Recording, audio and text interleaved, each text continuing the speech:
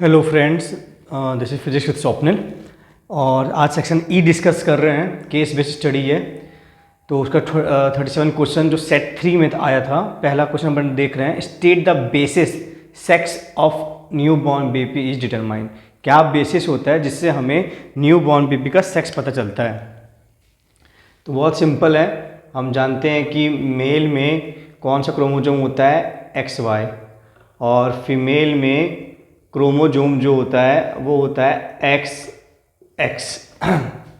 तो फीमेल के पास दोनों एक्स क्रोमोजोम होते हैं, ठीक है। तो फीमेल तो अपना एक्स देगी, और अगर मेल ने वाई दे दिया, अगर मेल ने क्या दे दिया, वाई, तो एक्स वाई क्या बन जाएगा, बॉय, बेबी बॉय निकलेगा। क्या निकलेगा? Baby boy. उसी तरह ये वाला भी जो गैमेट है, फीमेल का गैमेट है, वो मेल के वाई के साथ जब होगा तो तब भी क्या निकलेगा, बेबी बॉय निकलेगा। इसको अपन और अच्छे से लिख सकते हैं।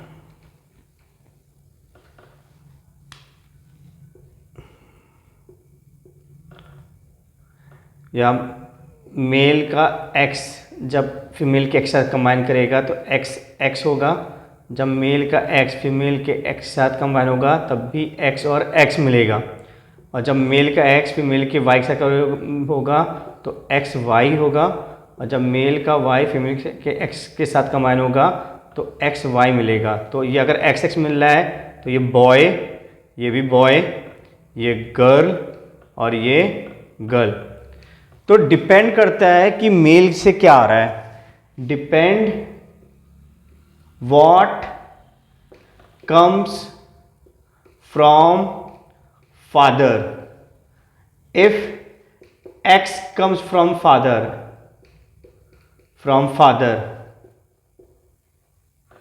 Sex of new born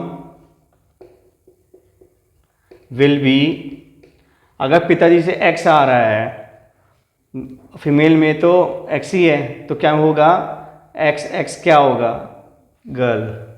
x x क्या होता है, गर्ल, तो क्या होगी, गर्ल होगी। तो क्या होगी, born will be girl. And if Y comes from father, Y comes from father, new born will be boy.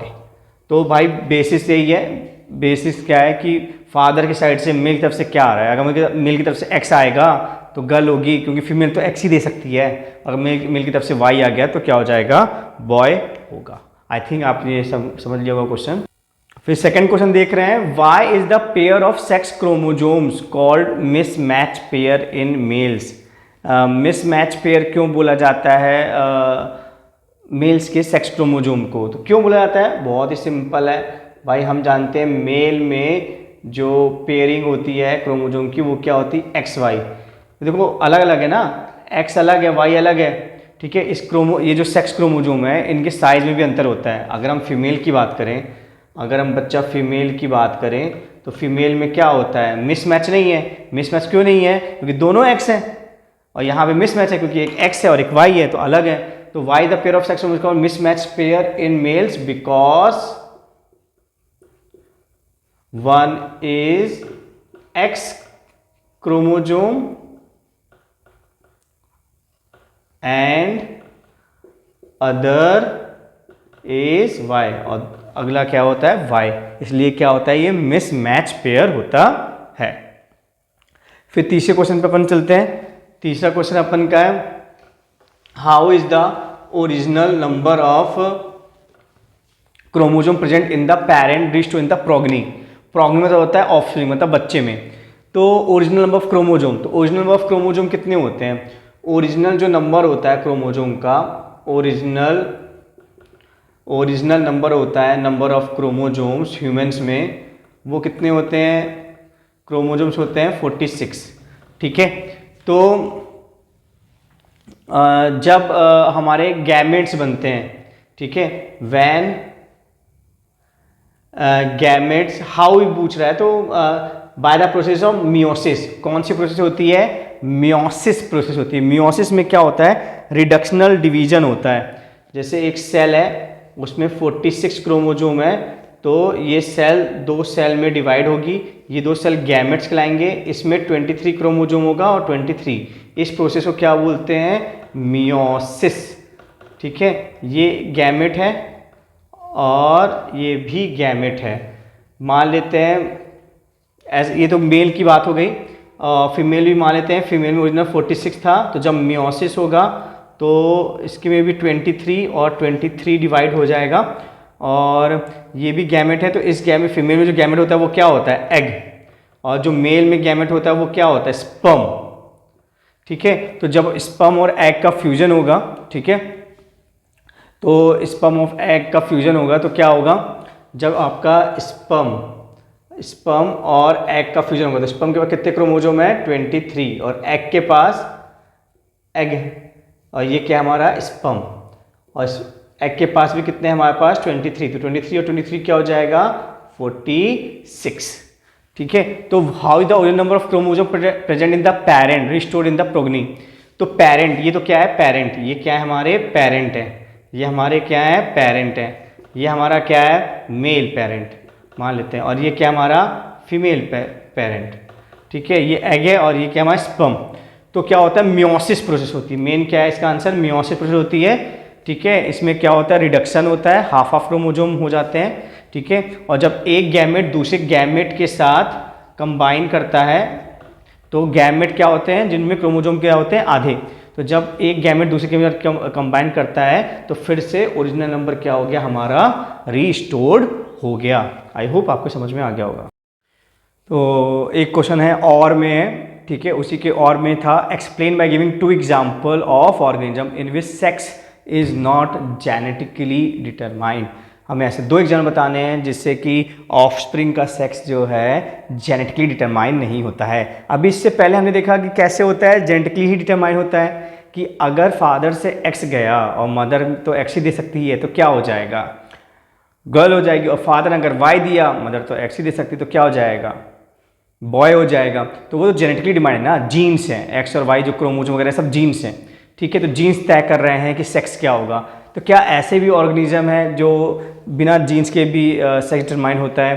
तो हाँ, इसका आंसर है हाँ, ऐसे हैं। लेकिन ये आउट ऑफ सिलेबस मुझे क्वेश्चन लग रहा है, क्योंकि ये एनसीईआरटी में तो ऐसे एग्जाम्पल मुझे लग नहीं रहा कि है। इसका आंसर है क्रोकोडाइल। क्रोकोडाइल पे crocodile sex depend on temperature. किस पे डिपेंड करता है? टेम्परेचर पे। टेम्परेचर कम है तो मेल होगा या फीमेल होगा, ज़्यादा हुआ तो मेल या फीमेल होगा। गॉड नो मतलब क्या होगा। तो थोड़ा बहुत आइडिया है कि इसका जो सेक्स है टेम्परेचर पे डिपेंड करता है क्रोकोडाइल का। ठीक है, तो जेनेटिकली ये नहीं डिपेंड करता है। उसी तरह जो सेकेंड एग्जाम्पल है क्रोकोडाइल के अलावा, वो है स्नेल। क्या है एग्जाम्पल? स्नेल। ठीक है, अब ये किस पे डिपेंड करता है ये मुझे नहीं पता है। ठीक है, तो थोड़ा बहुत आइडिया था क्रोकोडाइल का। स्नेल का नाम बस मुझे पता था, तो मैंने आपको बता दिया। आई थिंक इसमें नंबर मिलने चाहिए, क्योंकि थोड़ा सा आउट ऑफ सिलेबस मुझे लग रहा है क्वेश्चन। सो हेलो फ्रेंड्स, हम लोग क्वेश्चन देख रहे हैं, पहला ए वाला देख रहे हैं। क्वेश्चन है, what is the nature of combination of convex lens of power +4 dioptre and concave lens of power -2 dioptre. तो हमें कॉम्बिनेशन का पावर निकालना है। इसका हिंट तो आपके पैराग्राफ में ही दिया था केस बेस्ड में, कि जो टोटल पावर होता है बच्चा, टोटल पावर होता है वो होता है दोनों का सम। तो बच्चा हम दोनों का सम करेंगे तो क्या आ जाएगा हमारा? +2 डायोप्टर।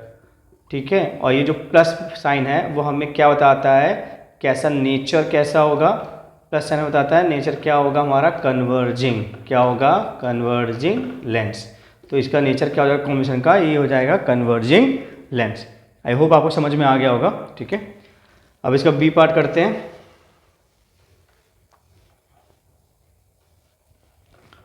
तो इसके बी पार्ट में क्या है? हमें फोकल लेंथ निकालनी है। तो हम जानते हैं जो फोकल लेंथ होती है वो 1/पावर होती है। पावर कितना दिया गया आपका? पावर दिया गया है -2.5 दिया गया है, ये फोकल लेंथ। तो आपकी जो फोकल लेंथ आ जाएगी वो कितनी आ जाएगी 10/25 विथ माइनस साइन, लेकिन मीटर में आएगी। इसको अगर आप सेंटीमीटर में करना चाहेंगे तो आपको क्या करना पड़ेगा, इंटू 100 करना पड़ेगा। 25 1 जा 25 4 जा, तो एफ आपका आ जाएगा -40 सेंटीमीटर। तो आपका बी का जो आंसर आ जाएगा फोकल लेंथ क्या आ जाएगी -40 सेंटीमीटर। ओके, नोट कर लीजिए, स्क्रीनशॉट ले लीजिए। अब अपन सी की बात करते हैं। ठीक है,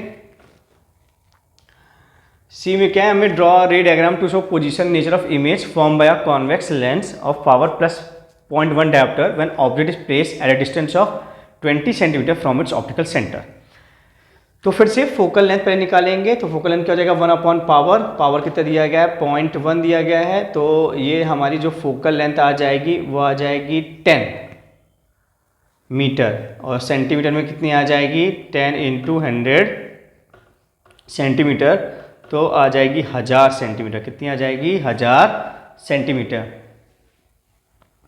तो 1000 सेंटीमीटर आ जाएगी। अब एफ पता है हमें और यू भी पता है, यू कितना है -20 सेंटीमीटर, और हमें क्या निकालना है वी। तो हम क्या लगा देंगे लेंस फॉर्मूला, क्या होता है 1/v - 1/u = 1/f। तो 1/v = 1/f, तो 1000, फिर वैल्यू रखेंगे प्लस 1/u, तो u कितना है हमारा -20। ठीक है, तो इसको सॉल्व करेंगे बच्चा, तो 1000 और इसका कितना आएगा, एलसीएम 1000 ही आएगा, ऑब्वियस बात है, और ये 1 ही रहेगा। और 20 को अगर 1000 करना है तो आपको 50 से इंटू करना पड़ेगा। ठीक है, तो ये आ जाएगा आपका 50, तो v आ जाएगा आपका, वो रेसिप्रोकल ले लेते हैं, तो क्या आ जाएगा 1000/49 विथ माइनस साइन।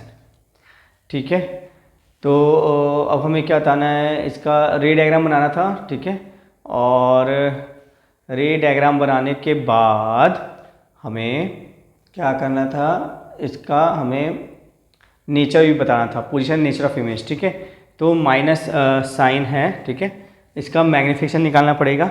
इतना आप नोट कर लीजिए, स्क्रीनशॉट ले लीजिए। ठीक है, तो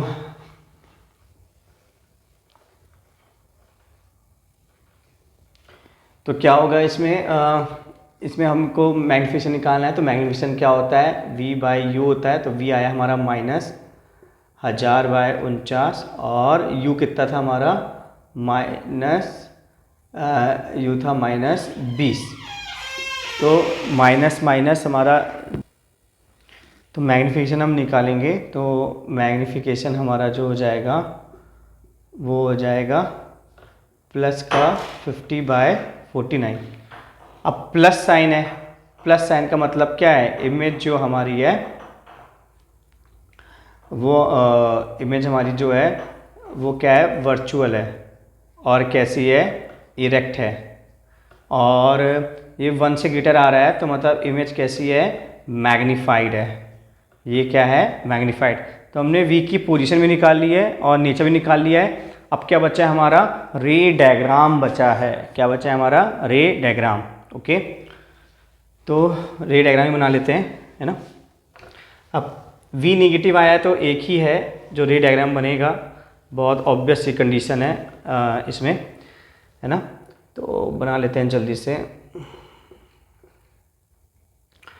तो ये हमारा लेंस है, ठीक है, और आप सब जानते हैं ये f1 है, ये 2f1 है, ये f2 है, और ये 2f2 है।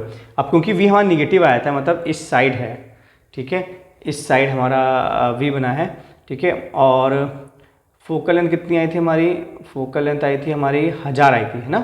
फोकल लेंथ आई थी हमारी 1000, ठीक है।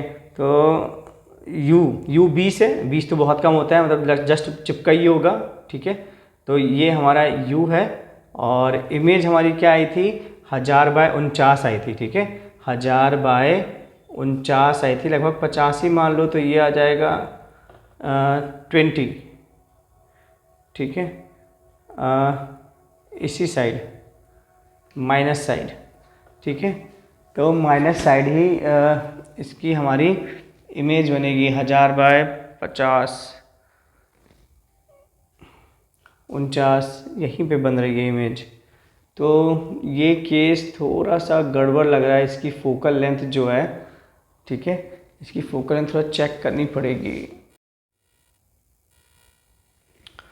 तो उसी को कंटिन्यू करते हैं। तो ये थोड़ा सा जो डेटा दिया गया है 0.1 डायोप्टर बहुत ज़्यादा मिसलीडिंग है, क्योंकि हमारा जो ऑब्जेक्ट है वो 20 सेंटीमीटर दिया था, ये दूरी 20 सेंटीमीटर है, और जो हमारी इमेज आई थी वी आई थी, क्या आई थी, -1000/49, वो ग्रेटर है 20 से, बहुत ही कम ग्रेटर, 20 पॉइंट कुछ आएगा। और एम भी हमारा क्या था, ग्रेटर देन 1 आया था, तो इमेज यही बनेगी।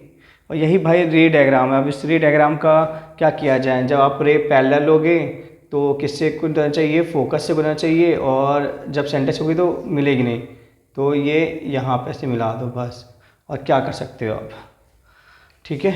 तो यही रे डायग्राम बन सकता है, इसका बेस्ट पॉसिबल आंसर तो यही है, ठीक है, और इससे बेस्ट पॉसिबल आंसर नहीं है। तो मुझे ये जो डाउट है, पावर जो 0.1 डायोप्टर है थोड़ा सा मिसरीडिंग है, कुछ वो नहीं हो रही है, मैच नहीं कर रही है, ठीक है, आंसर नॉर्मल रे डायग्राम से।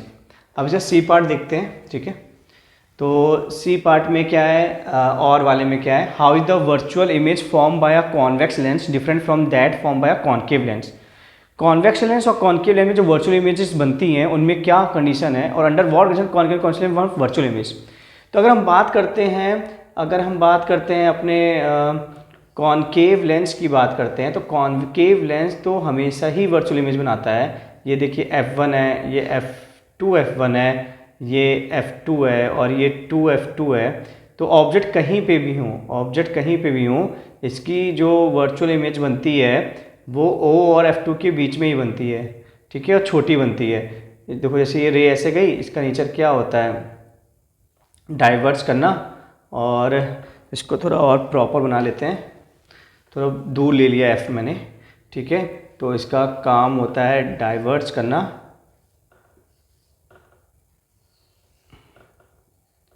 ये f1 हो गया, ये 2 f1 हो गया। ऑब्जेक्ट कहीं पे भी हो, ऑब्जेक्ट मान लो यहाँ पे ये रे गई है, तो ये डाइवर्स करेगा और पीछे मिलाने पे f से गुजरेगा, और जो रे सेंटर से जाती है वो डेविएट नहीं होती है। तो ये दो रे कहाँ मिल रही हैं, यहाँ मिल रही है। तो अगर हम बात करते हैं कॉनकेव लेंस की बात करते हैं, तो ऑलवेज वर्चुअल, ऑलवेज क्या बनाता है, वो वर्चुअल ही बनाता है। और कंडीशन क्या है, लिखा था ना अंडर वर्क कंडीशन, तो कंडीशन क्या है, कंडीशन कुछ भी नहीं है। ऑब्जेक्ट एनीवेयर, ऑब्जेक्ट कहीं पे भी हो, ऑब्जेक्ट एनीवेयर, ऑब्जेक्ट कहीं पे भी हो, वो हमेशा क्या बनाएगा, वर्चुअल इमेज बनाएगा। कैसी वर्चुअल इमेज बनाएगा, नेचर क्या होगा, वर्चुअल इमेज इरेक्ट तो होती है, और क्या होगी, हमेशा स्मॉल होगी, इसकी क्या होगी, स्मॉल, इमेज साइज क्या होगा, छोटा होगा। तो आई होप आपको कॉन्केव लेंस का क्लियर हुआ है कि कैसे वर्चुअल इमेज बनती है। अब कॉन्वेक्स लेंस का भी देख लेते हैं वर्चुअल इमेज। तो कॉन्वेक्स लेंस में वर्चुअल इमेज अभी बनी थी जब अपन ने ये किया था, ठीक है। तो अगर आपका ये कॉन्वेक्स लेंस है, और ये आपके हैं f1 है, ये आपका 2 f1 है, ये आपका f2 है, ये आपका 2 f2 है। इसमें जब ऑब्जेक्ट पास में होता है, ठीक है, ऑब्जेक्ट क्या होता है, O और f1 के पास में होता है। तो देखो ये रे गई, इसका नेचर होता है कन्वर्जिंग, इसने कन्वर्ज किया, और O से जो आती है वो तो डेविएट नहीं होती है। तो ये और ये यहाँ पे मिले, ये और ये यहाँ पे मिले, ठीक है। तो इसमें जो कंडीशन होती है, अगर हम बात करते हैं कंडीशन होती है, वो ये क्या कंडीशन क्या होती है, ऑब्जेक्ट मस्ट बी बिटवीन, कहाँ होना चाहिए, f1 एंड O, f1 और O के बीच में ऑब्जेक्ट होना चाहिए। और इसका जो नेचर है, वर्चुअल इमेज का जो नेचर है वो क्या है, इरेक्ट तो होती है वर्चुअल, लेकिन क्या होगी, मैग्नीफाइड, क्या होगी, मैग्नीफाइड होगी, ठीक है, बहुत ही बड़ी होगी। तो हम देखिए उसमें जो साइज था वो छोटा था, इसमें मैग्नीफाइड है। उसमें ऑब्जेक्ट कहीं भी हो सकता था, और इसमें ऑब्जेक्ट कहाँ होगा, हमारा f1 और O के बीच में होगा। ये हमारा लेंस कौन सा है, ये हमने लेंस लिया है कॉन्वेक्स लेंस। कौन सा लिया है lens? Convex lens. I hope आपको ये समझ में आ गया होगा।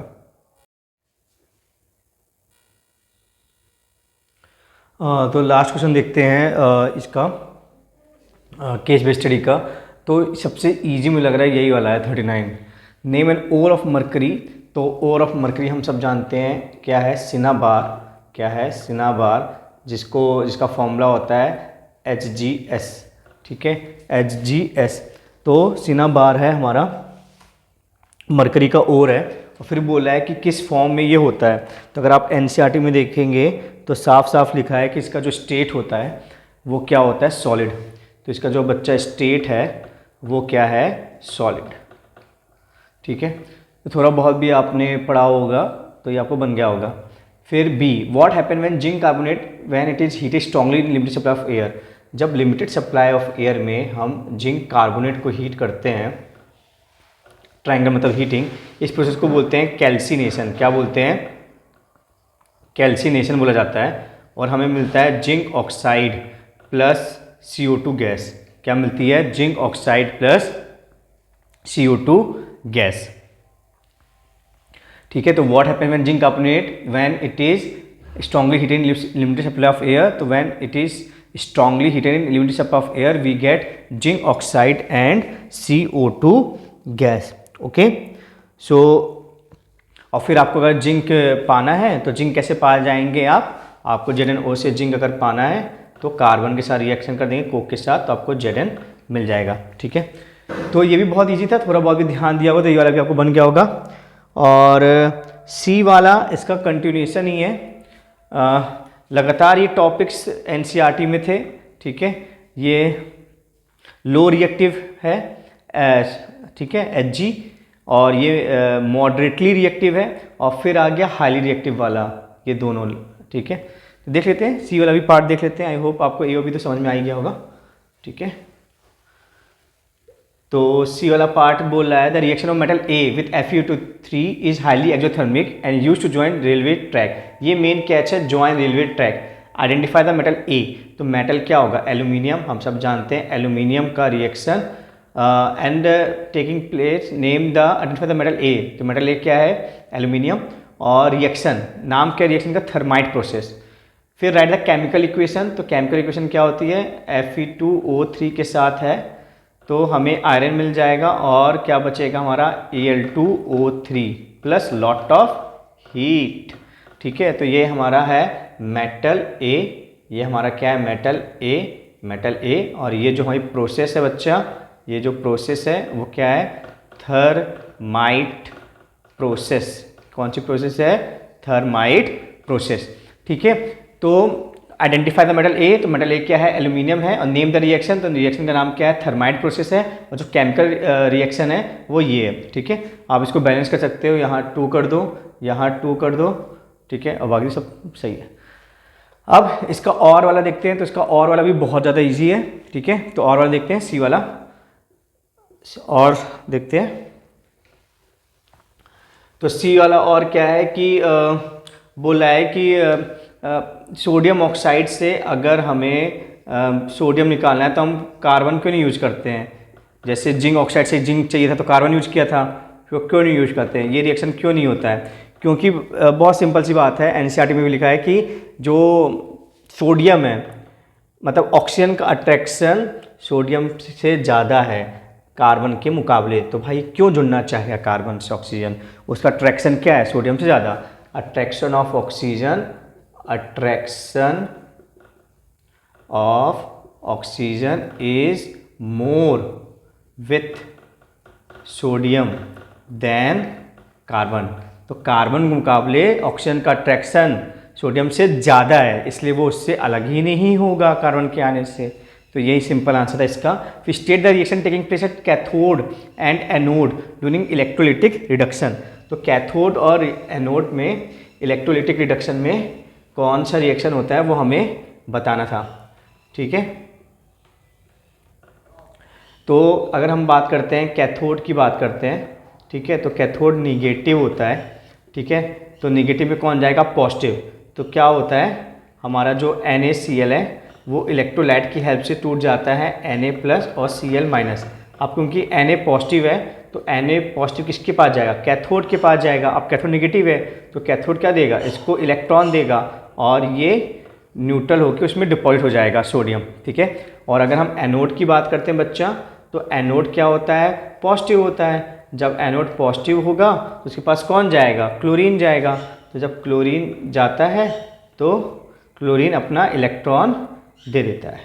क्लोरीन क्या करता है, अपना इलेक्ट्रॉन दे देता है, ठीक है, पॉजिटिव टर्मिनल को देता है और पॉजिटिव टर्मिनल वो इलेक्ट्रॉन ले लेता है। इस तरह इलेक्ट्रॉन का क्या हो जाता है, फ्लो हो जाता है, ठीक है। इसको थोड़ा बहुत अगर हमें बैलेंस करना हो तो यहाँ पे Cl2 लिख देंगे, यहाँ ट्वाइस लिख देंगे। तो यही दो रिएक्शन हमें लिखनी थी।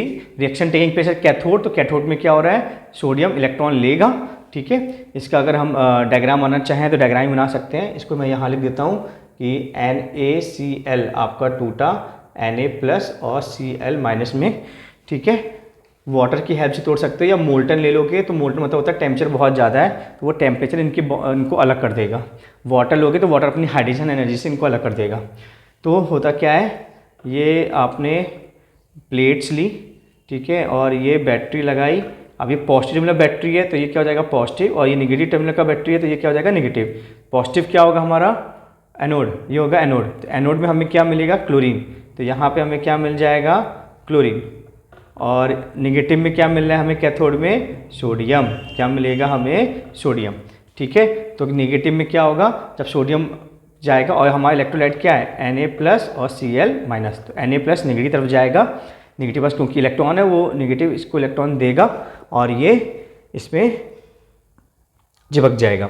और फिर जब क्लोरीन नेगेटिव जाएगा इसके पास तो क्लोरीन अपना इलेक्ट्रॉन इसको दे देगा पॉजिटिव टर्मिनल को, ठीक है। और ये जब इलेक्ट्रॉन दे देगा तो यही इलेक्ट्रॉन जाके यहाँ पे आ जाता है। तो ऐसा चलता रहता है, यहाँ आयंस मूव करते हैं और यहाँ इलेक्ट्रॉन मूव करता है तार में, तो एक करंट इस्टेब्लिश हो जाता है। आई होप आपको ये समझ में आ गया होगा, ठीक है। तो नीचे का नहीं दिखा है तो अब शायद आपको दिख रहा होगा नीचे का भी, ठीक है।